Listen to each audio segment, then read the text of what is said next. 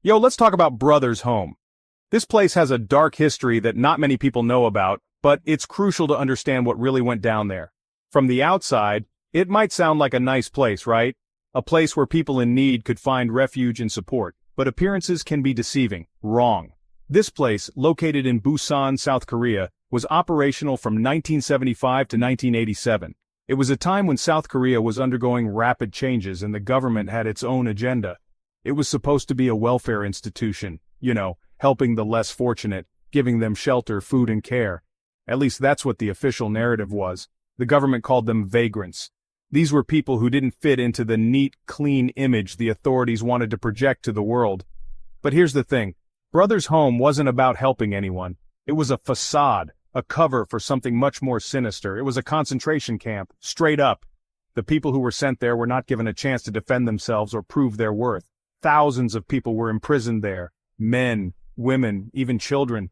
They were treated like criminals, but their only crime was being vulnerable. Their crime? Maybe they were homeless, disabled, or just looked different.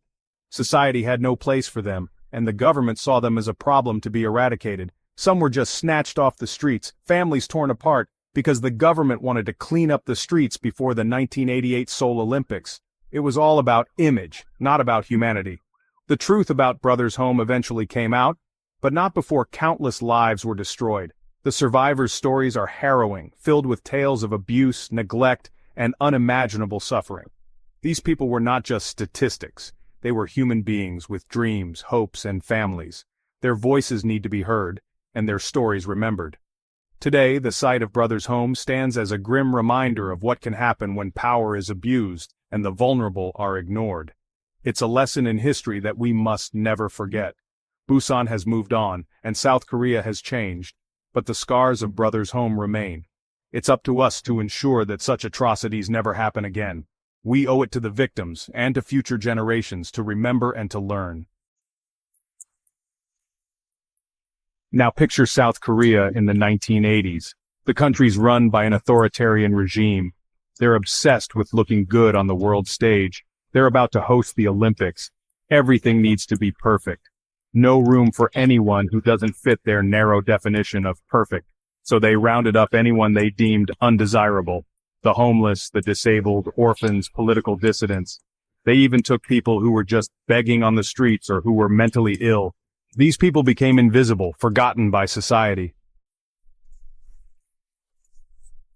Life inside Brothers Home was brutal. We're talking slave labor, starvation, torture, sexual assault. Inmates were forced to work long hours in factories and on construction sites. They were beaten, abused, and treated like animals. Imagine being trapped in a cage with hundreds of other people. No sanitation, disease running rampant, people dying from starvation, from beating, from untreated illnesses. It was a slow and agonizing death sentence for many. Don't just take my word for it. Listen to the voices of those who lived through the unimaginable. Survivors have come forward sharing their stories, their pain, their trauma. Each testimony is a window into a world of suffering that many of us can hardly fathom.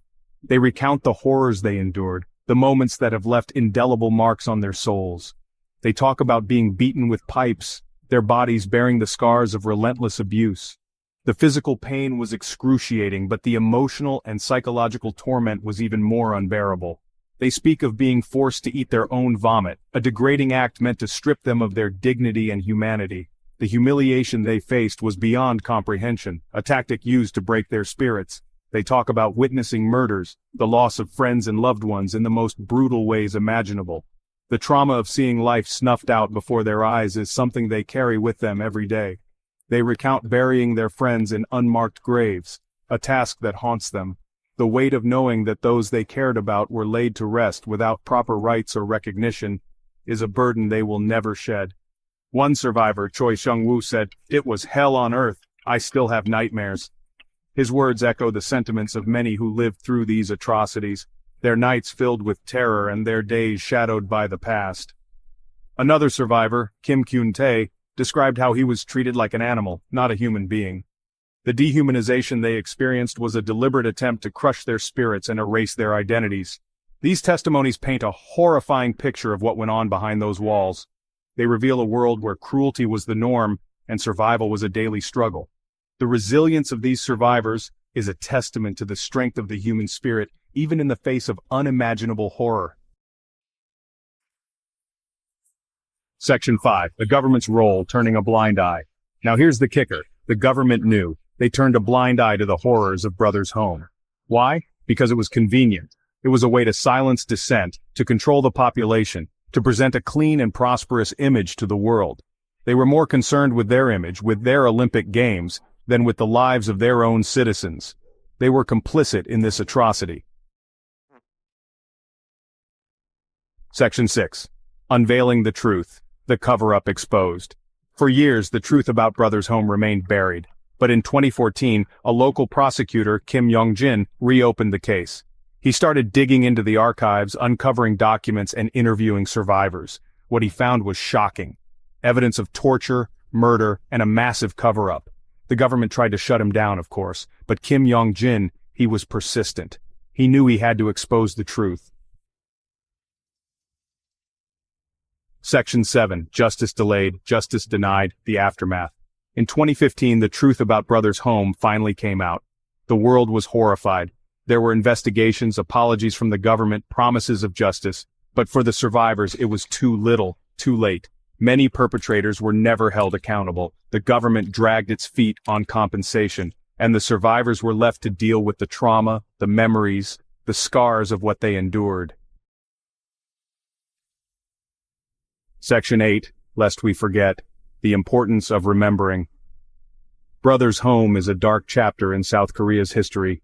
It's a reminder of what happens when power goes unchecked, when human rights are violated, when we choose to look away from injustice. We can't let this happen again. We need to remember Brothers' Home, to honor the victims, and to fight for justice. Section 9, What Now? A call to action. So what can we do? We can start by educating ourselves and others about what happened. Knowledge is power, and understanding the depth of the issue is the first step towards making a change. Read the stories of the survivors. Watch the documentaries. These narratives are not just tales of suffering. They are testimonies of resilience and courage. They remind us of the human spirit's capacity to endure and overcome. Share this information with your friends and family. Conversations spark awareness, and awareness can lead to action. Use social media, community gatherings, and any platform available to spread the word. We can demand accountability from the government, write letters, sign petitions, and participate in peaceful protests. Our voices, when united, can be a powerful force for change. Push for a full investigation, for proper compensation for the survivors. Justice delayed is justice denied, and we must ensure that those responsible are held accountable. We can support organizations working to help the victims of human rights abuses. Donate your time, money, or resources to these groups. Every bit of support can make a significant difference in the lives of those affected. Silence is not an option. In the face of injustice, our silence can be seen as complicity.